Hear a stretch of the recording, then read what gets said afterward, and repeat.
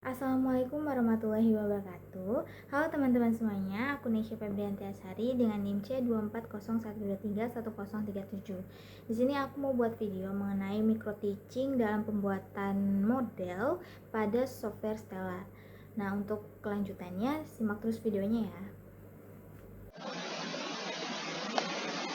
Nah, oke teman-teman, di sini kita akan mencoba membuat suatu model dengan menggunakan software Stella 9.0.2, di mana software ini tuh dapat membantu kita dalam mempelajari sistem dinamis tanpa menulis ribuan garis kode. Nah, di dalam software ini tentunya ada beberapa elemen yang kita gunakan.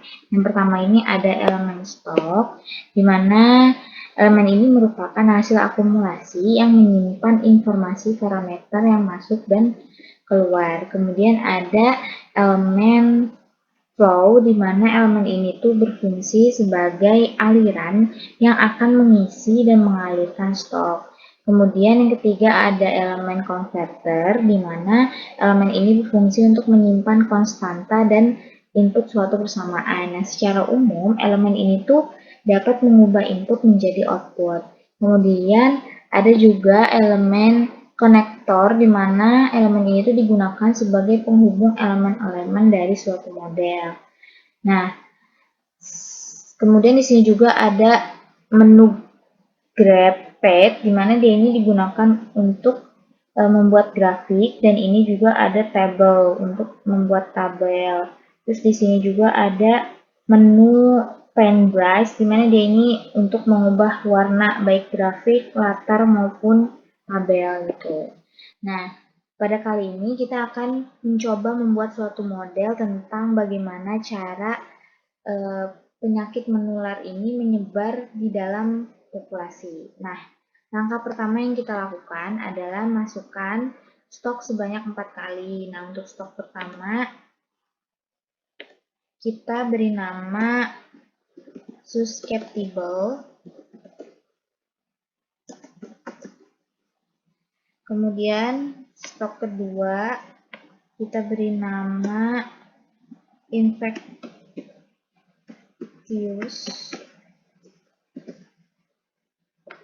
Kemudian stok yang ketiga kita tempatin di sini, kita beri nama recovered.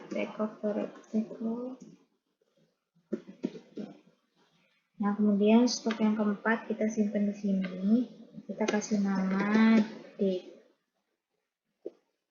Nah, langkah selanjutnya itu kita masukkan elemen flow di antara kotak susceptible dan infectious. Nah, di sini kita kasih nama 6 per day. Kemudian kita masukkan elemen flow dari kotak infectious ke recover. Kita atur aja. Selanjutnya, masukkan juga flow dari kotak infectious ke kotak date.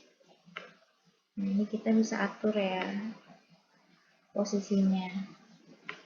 Nah, ini juga bisa kita atur ke atas bawah. Nah, untuk flow yang pertama ini kita kasih nama daily recover. Yang kedua ini kita kasih nama daily date. Nah, sebelum kita lanjut ke tahap berikutnya, di sini aku mau ngejelasin sedikit maksud dari model yang kita buat. Nah, dalam model ini tuh populasinya itu terbagi menjadi 4 ya. Keempat kelompok utama, yaitu yang pertama ada kelompok susceptible, yang kedua ada infectious, yang ketiga ada recovered, sama date. Nah, si susceptible ini diartikan sebagai jumlah individu yang rentan. Kemudian untuk infectious ini diartikan sebagai jumlah individu yang terinfeksi, dan kemudian di sini ada recovered, ini diartikan sebagai jumlah individu yang sembuh, dan di sini yang dead ini diartikan sebagai jumlah individu yang mati. Nah, Hubungan antar kelompok ini digambarkan melalui aliran flow yang dipengaruhi oleh beberapa variabel. Nah, langkah selanjutnya itu kita hubungkan elemen satu dengan elemen lainnya menggunakan elemen konektor. Nah, yang pertama ini kita hubungkan kotak susceptible ini dengan flow 6 per day. Nah, kemudian hubungkan juga dari kotak infectious ke 6 per day. Nah, hal ini dapat diartikan bahwa jumlah individu susceptible ini akan mengalami penurunan jika jumlah yang terinfeksi setiap harinya itu bertambah. Nah, si flow 6 per day ini tuh diartikan sebagai jumlah individu yang terinfeksi setiap harinya. Kemudian di sini juga dapat diartikan bahwa jumlah individu yang terinfeksi ini akan meningkat apabila si jumlah individu yang terinfeksi setiap harinya bertambah. Nah, selanjutnya kita hubungkan kotak infectious ini ke flow recovered di sini. Dan hubungkan juga si kotak dari kotak infectious ke daily death. Nah, daily recovered ini diartikan sebagai jumlah individu yang sembuh tiap harinya. Begitu pula dengan daily death ini diartikan sebagai jumlah individu yang mati per harinya. Nah, si tanda konektor ini diartikan juga sebagai si jumlah individu yang sembuh per harinya ini dan juga jumlah individu yang mati per harinya ini akan bertambah jika si jumlah individu yang terinfeksinya ini meningkat. Nah, selanjutnya si flow dari daily recovered ini dan juga flow daily death ini dapat dipengaruhi juga oleh variabel lain, yaitu variabel disease. Kita tambahkan dengan elemen converter di sini. Kita kasih nama disease duration.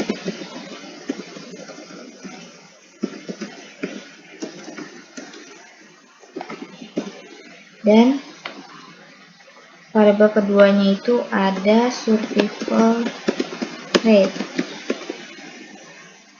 Nah, kemudian di sini kita hubungkan dengan konektor dari disease duration ke daily recover.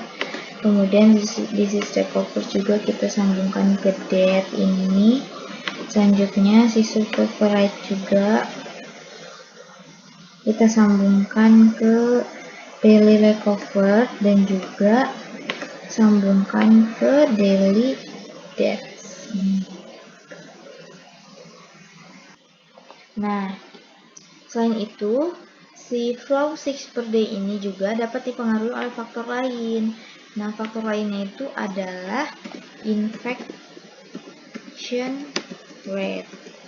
Nah, selanjutnya kita hubungkan faktor ini ke flow ini menggunakan konektor.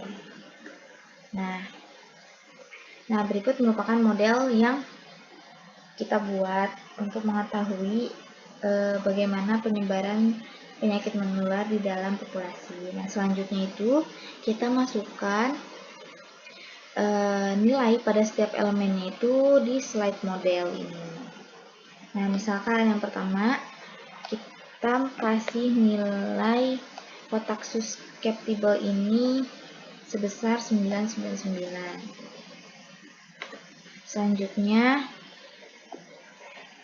kemudian kotak infectious ini kita kasih nilai 1. Kemudian kotak recovered ini kita kasih nilai 0. Juga kotak dead ini kita kasih 0. Kemudian di sini kita masukkan nilai pada infection rate-nya. Misalkan titik 0,15. Kemudian yang survival rate-nya kita kasih nilai juga 70. dan disease duration-nya kita kasih nilai 5. Nah, selanjutnya kita atur juga untuk nilai dari si flow 6 per day-nya dengan rumus. Kita masukin rumus infection dikali susceptible dikali infection rate. Nah, selanjutnya yang daily recovered ini kita masukkan juga rumus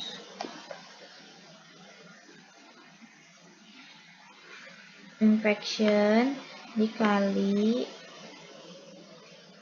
survival rate dibagi disease duration. Nah, selanjutnya yang terakhir ini daily death. Kita masukkan rumus infection dikali kurung buka 1 dikurangi survival rate tutup kurung dibagi disease duration. Nah, setelah kita masukkan nilai pada masing-masing elemen di sini, kita bisa lihat rumus dan nilai yang kita masukkan tadi di slide equation. Nah, di sini udah ada rumus dan juga nilai-nilai yang kita masukkan tadi. Selanjutnya, kita akan membuat grafik dari model yang kita buat. Nah, langkah pertama itu kita pilih menu grafik di sini. Kemudian kita simpan di sini dan atur posisinya sesuai dengan keinginan kita. Kemudian jangan lupa untuk dipin. Nah, selanjutnya itu kita klik 2 kali, maka akan muncul menu seperti ini. Nah, selanjutnya itu kita pindahkan elemen date ke kanan, kemudian infectious ke kanan, susceptible-nya juga ke kanan, sama recovered-nya juga ke kanan. Nah, di sini display-nya kita masih tu-nya tuh 12 ya. Kemudian setelah itu kita pilih menu run. Nah, karena di sini aku mau tahu proses penyebaran penyakitnya itu dari waktu 0 hingga 20, maka kita ubah display-nya yang tadinya 12 jadi 20 di menu run space. Ini kita klik OK, kemudian setelah itu kita klik run. Nah, ini merupakan hasil grafik dari permodelan yang kita buat sebelumnya. Nah, dari sini kita bisa mengetahui bagaimana cara penyakit menular tersebut menyebar di dalam populasi. Cukup sekian video dari aku. Kurang lebihnya mohon maaf. Wassalamualaikum warahmatullahi wabarakatuh.